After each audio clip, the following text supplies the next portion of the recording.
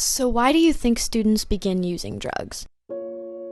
A couple of reasons. I would say number one is boredom, and number two is looking for release from a lack of emotional, spiritual, or even physical and mental stimulation. I think a lot of them probably start to use drugs just out of curiosity because they just kind of want to know what it's like. So many people tell you like, oh, this will make you feel good, this will make your problems go away. All of us feel a real drive to fit in, to show other people around us that that we're cool, that we're worthy of other people's attention, and I think there's a strong impulse to be accepted, and I think sometimes that drives us to make stupid decisions. I think it's one choice that quickly spirals out of control. Once you're tied into that and you're doing drugs and you can't break that system, you realize that you become really alone and you can't function. One of my dear friends worked in the field of clinical psychology and when we lived in Montgomery, Alabama. And she worked with young people who, became addicted to drugs. And I think the most striking thing I learned from her was she had a 21-year-old patient who came in and he was addicted to crack cocaine. And he said he had fallen in love. How do you fall in love with a drug?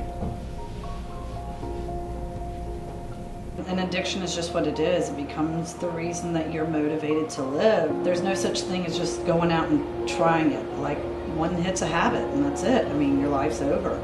Well, what I've seen from personal experience is that drugs usually cause people to become isolated, so that it really affects many of their relationships in a very negative way, especially if it's with other people who voice some opposition to their choices. When you become dependent on a chemical, you're going to give that your attention more than other people, more than your relationships. It's going to destroy your ability to relate with one another. Nothing else matters. School, family, you betray people, you do whatever you have to do to feed your addiction. If you habitually use drugs, somehow, some way, it will negatively impact your future. It's experimental. It's never quite enough. That high is never enough. I mean, the person becomes so concerned about getting the drugs that they don't even care about who they're hurting, and they don't even care about hurting themselves because the drugs become primary to their entire life and their entire existence. For how long? For how long? One time, and then you're hooked for life. I know that young people don't get it and they don't believe it. I have probably, I can't count on my fingers and toes how many friends who are not on the earth anymore. They're dead and gone from drug use. I can honestly say that I have actually had a friend overdose and die in my arms, and it's not a fun feeling.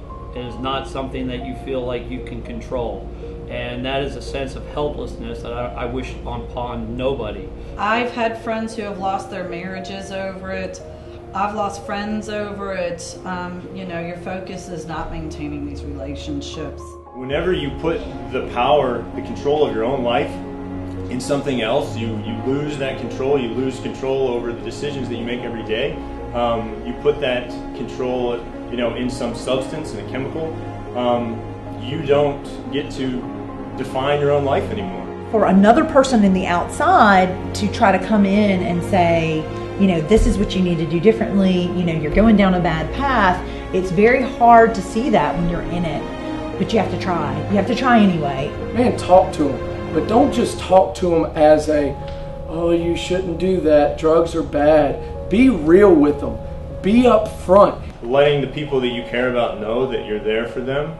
You understand that things can be tough, and that you'll do whatever you can out of love to help them. I think that's what we always need to do for one another. And sometimes, no matter how hard you try, it seems hopeless, but that doesn't mean you should give up. At some point, there's got to be somebody that stands up for something and not just, oh, don't do that, that's bad, or talks behind their back. Tell them to their face, man. Something's got to stop. If you catch it early enough, a lot of times they're not immersed in that situation enough and they can see it for themselves. But no matter how hard it is, you definitely have to try. I guess I'll just introduce myself like I do at a typical 12-step meeting. My name's David, and I'm an addict and I'm an alcoholic. I've been sober since June 12th, 2012, and that's no weekends or holidays off. So that's continued abstinence, and for an addict and alcoholic like me, that's a true miracle. And I didn't get help because I felt terminally unique, and a lot of addicts and alcoholics feel different. You feel isolated with your feelings, and when I felt different and terminally unique, I isolated physically because I felt like other people couldn't like relate to me. Like I had anxiety and depression, and so I turned to what I thought was a cure-all in alcohol and drugs. I could have gotten help a lot earlier had I realized that other people felt the way I did, but a symptom of addiction, of the addictive disorder or disease as it's known in the DSM-4, because it is medically registered as a disease, but sometimes it makes more sense to some people as an addictive disorder, like an obsessive compulsive disorder, something you are completely powerless over to stop. It felt right, it felt like it was the solution to my problems, but it talks about in the AA Basic Big Book that it turns around, the solution kind of turns around like a boomerang and comes back and cuts us to pieces. I was powerless and unable to stop. I was a slave before I left high school, and yeah, had I known that other people felt anxiety, other people had depression, other people had difficult home lives, and that reaching out to other people would be extremely beneficial. It would be like oxygen.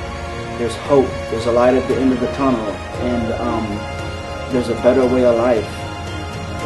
This goes for every student at MHS. If something is wrong or if something is, just not working out for you and you feel like you have no other outlet, talk to one of us. Talk to a student or a teacher or someone you trust, and they'll help you. Drugs aren't the answer. Your friends and your family and your teachers and people around the school who care about you and love you, that's the answer. That's who you need to talk to. You don't need to go to drugs. Go to us.